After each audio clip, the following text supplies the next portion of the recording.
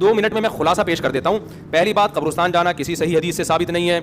एक रिवायत है सनद के लिहाज से इंतहाई कमजोर, और अगर मान लिया जाए तो जिंदगी में एक दफा हमारे यहाँ हर साल जाया जाता है, और वो भी नबी चुपके से गए, हमारे यहाँ जत्थों की शक्ल में जाया जाता है। तो ये सारी बिदात हैं। समझ में आ रही है बात?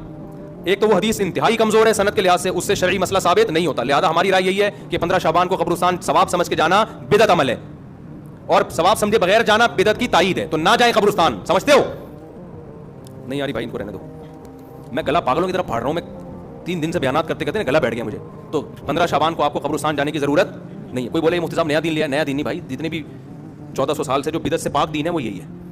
क्यों? कोई सही हदीस मौजूद ही नहीं है, इंतहाई कमजोर हदीस है, और जिंदगी में एक बार वाली है, सहाबा से वो भी साबित नहीं है, और वो भी चुपके से गए।